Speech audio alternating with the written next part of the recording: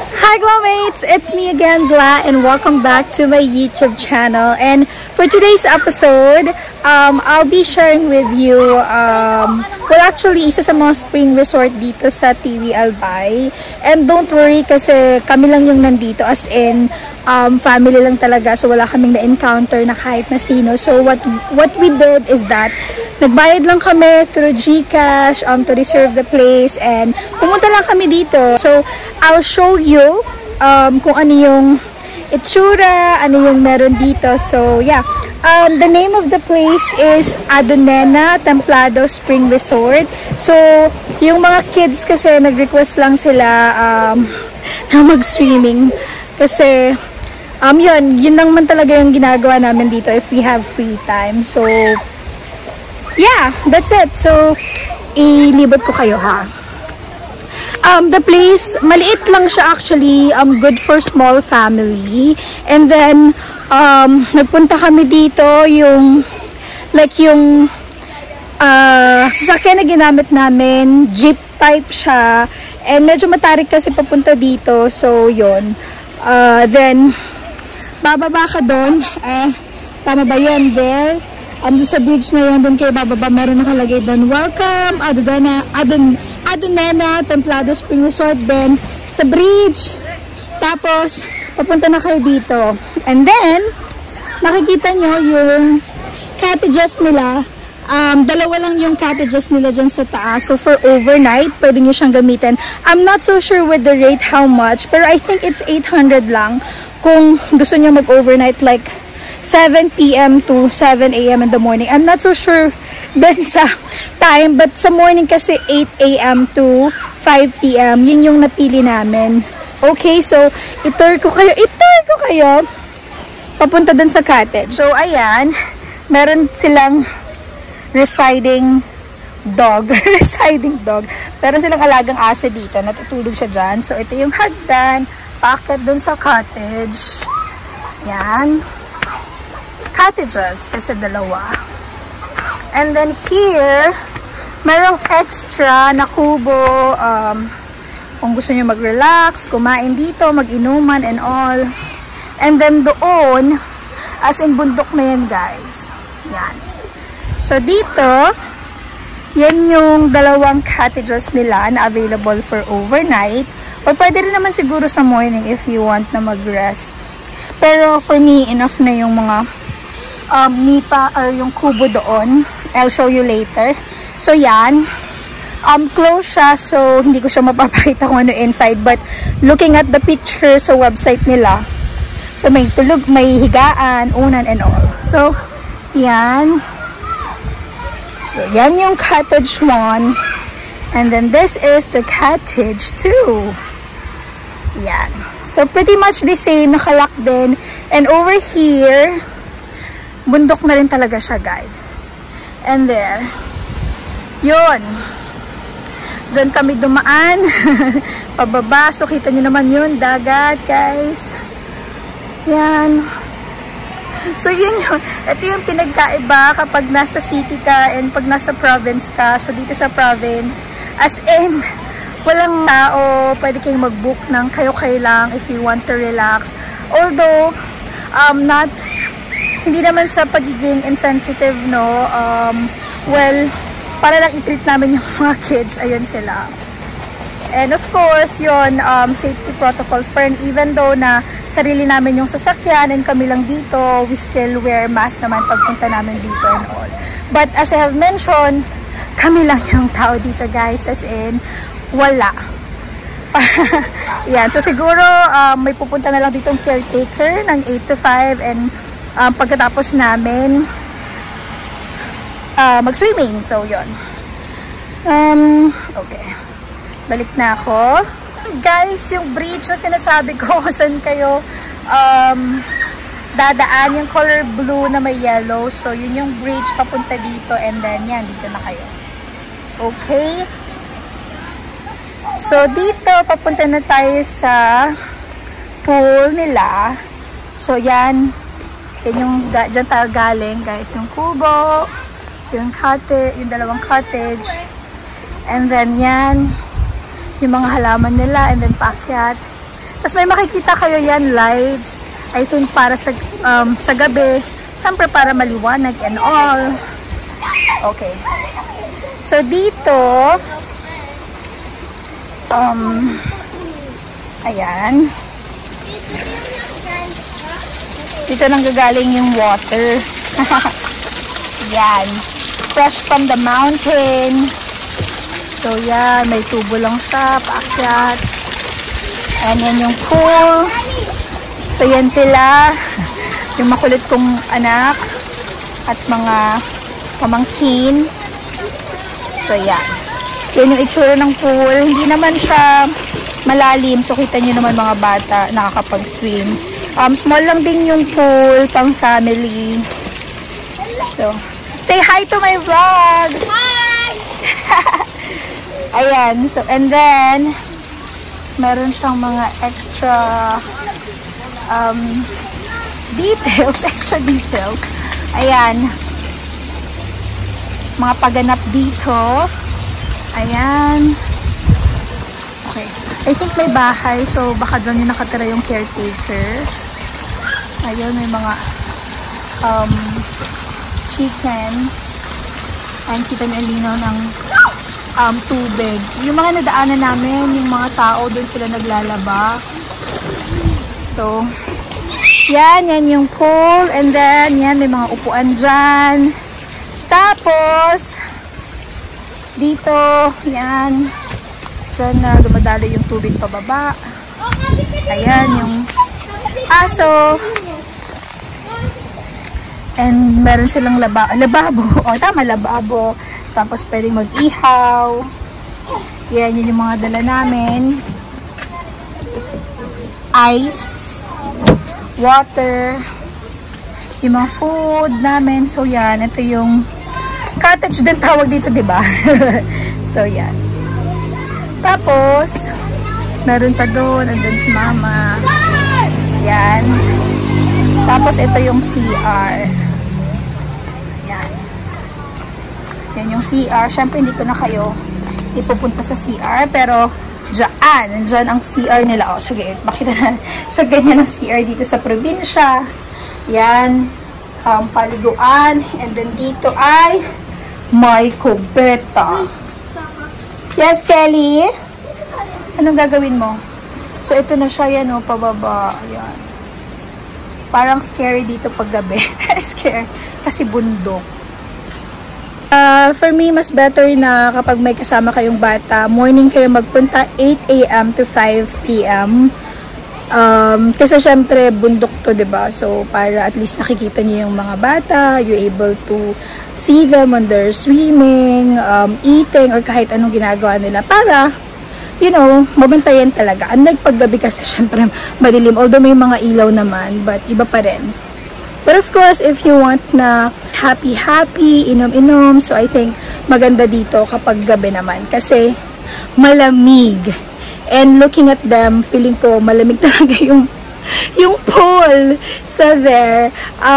Okay, I'll update you again later if kung ano mang ganap namin ulit. But basically, that's it. Yun na yung whole place ng Adonena Templado Spring Resort. So yeah. See you later! Yan, papakita ko lang sa inyo yung dala naming food. Konti lang naman guys, kasi ilan lang naman kami. Tsaka mga bata lang yung kasama namin. 4 adults. Ilan taon ka naman, Ryan? 15. Oh, 15. Ano pa lang siya? Nasa ano ka pa lang? Bata ka pa. So, hindi pa adult. So, 3 adults. And then, ilan pa yung mga bata? 4 na mga bata. So, yan. Meron lang kaming dalang soft drinks. Of course, water and ice nandiyan. And then, sabon. Ayan. So, meron kaming dalang soft drinks, paper plates. Of course, ano to? Biko. Panghimagas. Biko.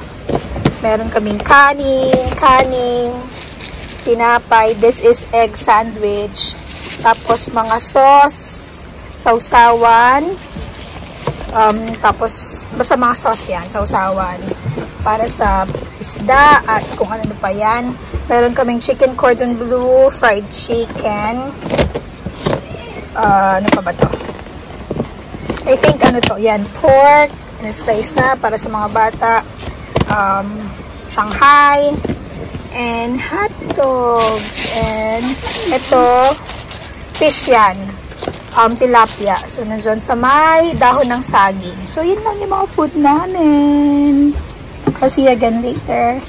Hi guys! So, bigyan ko lang kayo ng update. It's already 11:30 in the morning. And yan, nakapag-swimming na kami.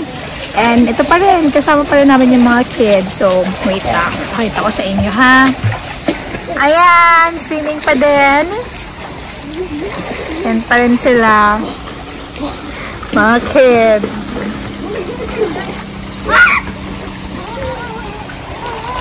Say hi! Hi! Shelly! Ano, nilalamig ka na? Hi! Hi!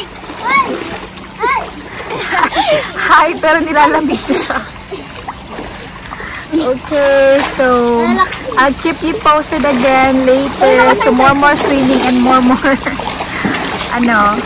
laro and kain, ganon. So yeah. So guys, just to give you an update, it's already 2:50 p.m. And yan, swimming pa rin. And hanggang 5 p.m. lang kami dito. Kaya sinusulit na ng mga bata ang pag-swimming. Ayan, mga nilalamig na sila. So, malamig talaga, lalo na kapag umahon ka, tapos lulusong ka ulit. Sobrang lamig. And yun, kita nyo naman guys, galing siya sa bundok talaga. So, yan. Okay, I'll see you again later. Or I'll provide an update later. I'm gonna catch you! Okay, update guys. It's 4:15 p.m. And yan, swimming pa rin ng mga kids. Pero we are getting ready para umuwi na. Yan. Andyan yung mga gamit namin. Yes, baby. Mag-overnight. Next time naman, anak. Gusto niya mag-overnight. Ayun. So, yan. Swimming pa rin. And hindi siya maaraw because of the trees. Yan. Si Tita Belle nandun. Nagpipicture-picture. And inaantay na lang namin yung sundo namin. And uwian na. Okay, 4:45 na. At tinatanggal na yung tubig sa pool. Nag-aantay na lang kami ng wala-antay na lang namin yung sundo namin. Then, ready to go na kami. Ayan. So, ayan yung pool. Nabawasan na siya. Ayan. Pauwi na. Uwi na kami si mama.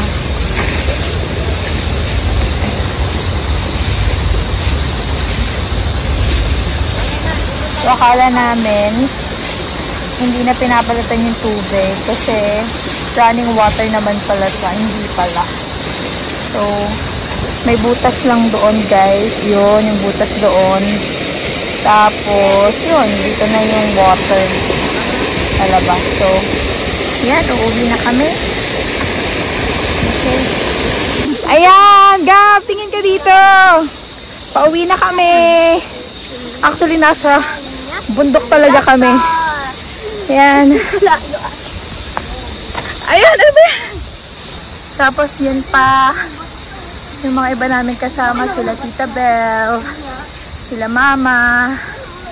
And, yan. Geothermal. At, dandun yung dagat, yung pinakita ko sa inyo kanina. So, yan. Siguro, lumang swimming pool yun nasa baba. Oh, tas gumawa sila ng panibago. Super secluded tong area na to. As I have mentioned, kami lang yung nandun, as in, family lang. Oo, family si Tita Belle. Ano ka ba? Kapatid siya ni Mama. So, kaya nga Tita Belle eh. So, andito na kami. Oh, parang si Tita La. Ayan, nandito kami sa... Ayan. Doon kami galing, guys. Ayun, doon. Ito yung geothermal. Ito yung dadaanan namin. At... batang kami. Yan. Pababa na kami. Picturean ko kayo dyan sa may welcome. Ano? Yeah, naglalakad. And, yeah, this one. So guys, sasalubungin namin yung sunto namin. Wala pa. Ayan guys, dun kami galing. And yan, kita nyo, it's bundok talaga. Ano?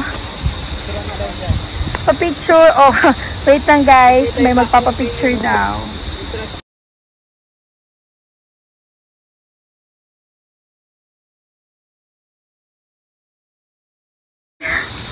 Ayan guys. So, nag-photo op lang kami doon kanina ng pamangkin ko. And, ayan, yung jowa kong mahiyain. At, yan guys, again, ayun na sila, naiwan na kami dahil nagpa-picture pa kami. Yan guys, so, bundok. Ay, kaya, mas masayang andito sa probinsya kaysa nasa syudad. Dahil hindi pa natatapos ang pandemic.